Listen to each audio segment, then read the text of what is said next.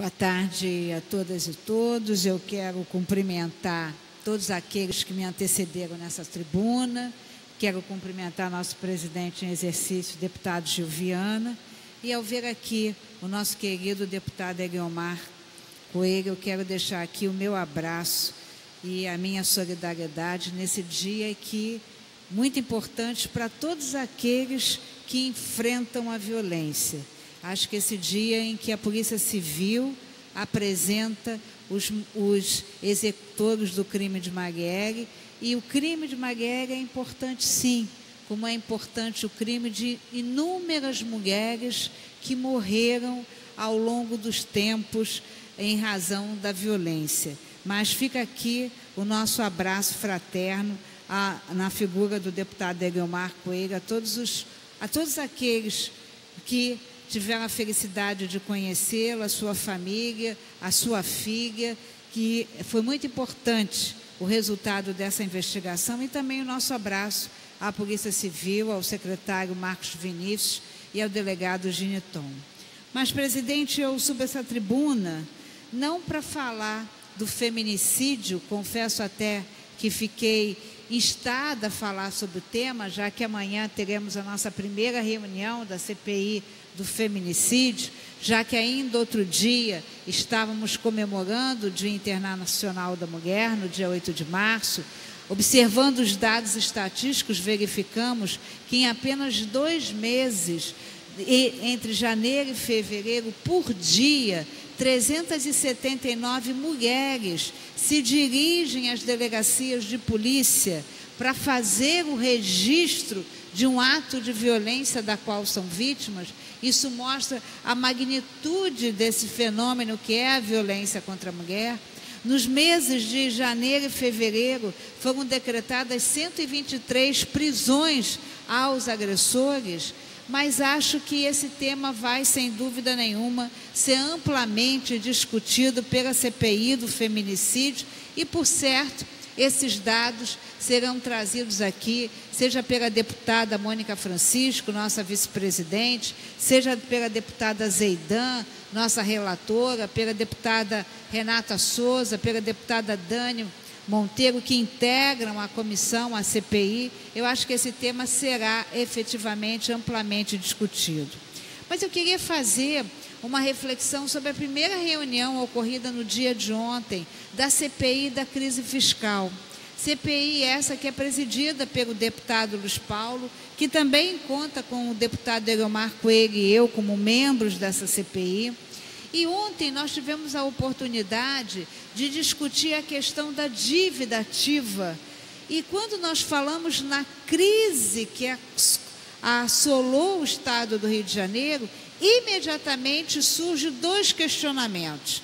A questão dos incentivos fiscais, e nós sabemos o tamanho do déficit deixado pelos incentivos fiscais, o uso político, o uso inadequado, o envolvimento dos incentivos fiscais em algumas operações financeiras criminosas, né? Mas, e de outro lado, temos aí a questão da dívida ativa. No ano passado, o PDT apresentou, os deputados que integram o PDT apresentaram um requerimento e colheram as devidas assinaturas para a instalação da CPI da dívida ativa. Apesar das assinaturas, não foi possível instalar essa CPI. Mas esse tema foi brilhantemente tocado na data de ontem. Então, só para que a gente tenha noção do tamanho desse problema, hoje a CPI identificou que a dívida ativa, ela alcança cerca de 89 bilhões de reais, são os dados verificados na análise financeira e contábil da Secretaria de Fazenda do ano de 2018. Considerando ainda que em 2016, esse dado chega a 77 bilhões. E quando nós olhamos aquilo que foi possível ser recuperado pela dívida ativa, o município do Rio de Janeiro, no ano passado, recuperou 2 bilhões. E o Estado do Rio de Janeiro recuperou apenas 630 milhões. Na data de ontem, quando nós ouvimos os membros do Poder Judiciário, os membros do Ministério Público, o Procurador-Geral do Estado, a representação da Secretaria de Fazenda, a representação do Tribunal de Contas, nós tivemos a oportunidade de saber, por exemplo, que 62% do acervo do Tribunal de Justiça se refere à dívida ativa. Nós tivemos a oportunidade de saber que o total do acervo da dívida ativa são mais de 10 milhões de processos em andamento. E que nós tivemos a oportunidade de perceber, né, que existem pessoas que estão inscritas na dívida ativa, empresas inscritas na dívida ativa, ao mesmo tempo que essas empresas receberam o benefício do incentivo fiscal. E não se entende o porquê disso, já que há uma legislação específica do Estado do Rio de Janeiro que diz que aquele que tiver inscrição na dívida ativa não poderá receber o benefício do incentivo fiscal. Portanto, não entendo por que a Secretaria de Fazenda não fez uso dessa legislação para, de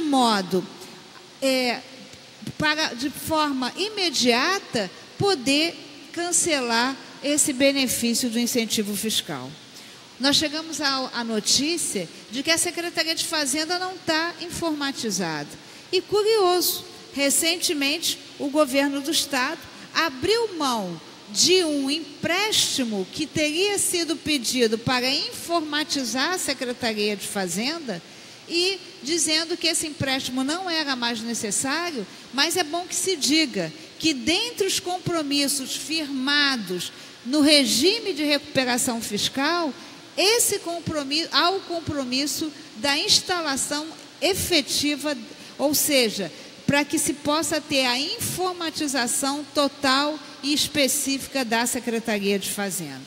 Isso prova que essa CPI, com certeza, vai caminhar por locais tortuosos, e isso prova, sem dúvida nenhuma, que muito há de ser feito, muito há de ser investigado, mas eu não tenho dúvida que, ao final, essa CPI irá apresentar inúmeras estratégias, inúmeras ferramentas de monitoramento e controle que, com certeza, serão importantes, não só para entender esse fenômeno que se caracterizou como crise fiscal e para, sobretudo, indicar quais as ações de monitoramento e controle para que o Estado do Rio de Janeiro jamais volte a ter esse momento tão difícil que foi a grave crise das finanças do nosso Estado. Muito obrigada.